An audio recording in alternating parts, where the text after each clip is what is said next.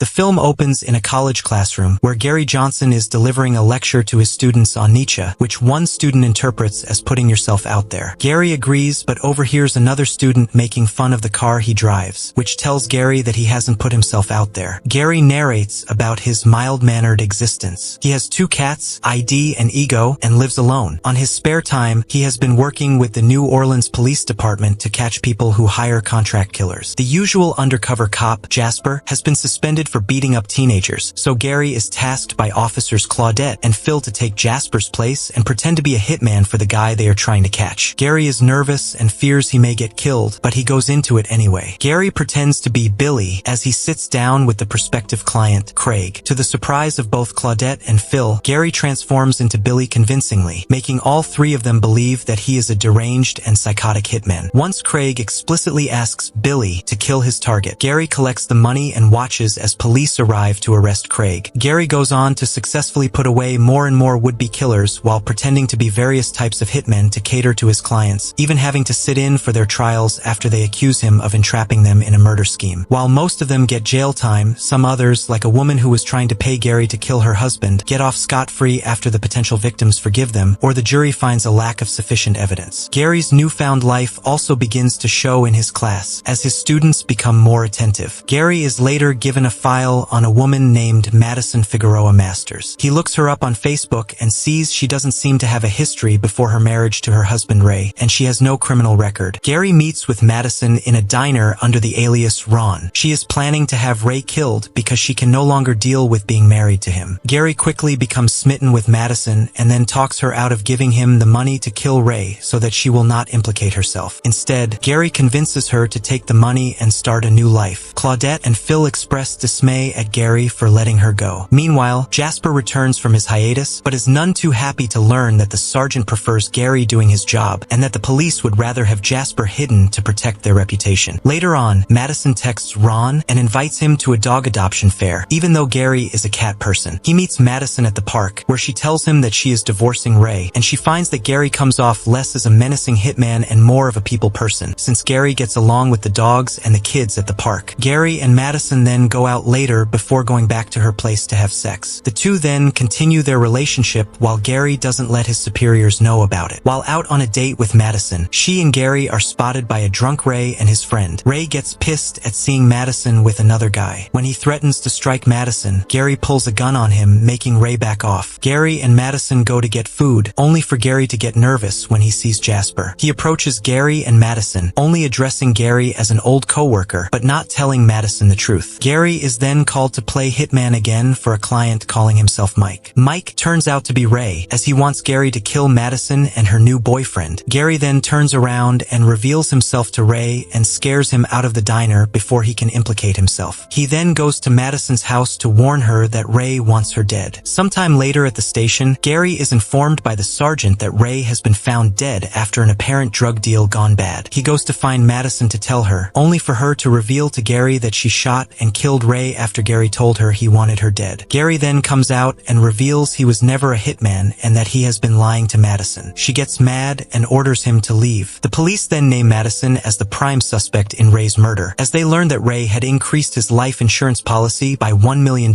and Madison was the sole beneficiary. They plan to have Gary go in and get Madison to confess to the murder while they have him wired, unaware that she knows the truth about him now. Gary goes to Madison's house again, only for him to use his phone to quietly let her know the police are listening to them. He gets Madison to put on a show and deny everything, convincingly getting the police off their backs for now. When Gary tries to go to Madison's house again, he finds Jasper there, as he is planning to blackmail them for a cut of Ray's insurance policy. Madison gets Jasper a beer, and as he begins ranting to them about his plan, he starts to get weaker until he eventually passes out since Madison drugged his beer. As she worries about drugging a cop, Gary puts a plastic bag over Jasper's head and tells Madison they will stage his murder as a suicide since Jasper is already known to be a junkie asshole that nobody is going to miss. They also admit their love for one another. Jasper then takes his last breath and stops moving. Years later, Gary has moved his class to a bigger room as he has gained more students. He is now married to Madison and has 2 kids with her, along with 2 dogs. Their daughter asks them how they met. Gary and Madison don't say the whole story. Thanks for watching Vplus Recap. Don't forget to like, share, and subscribe for more movie recaps. See you next time.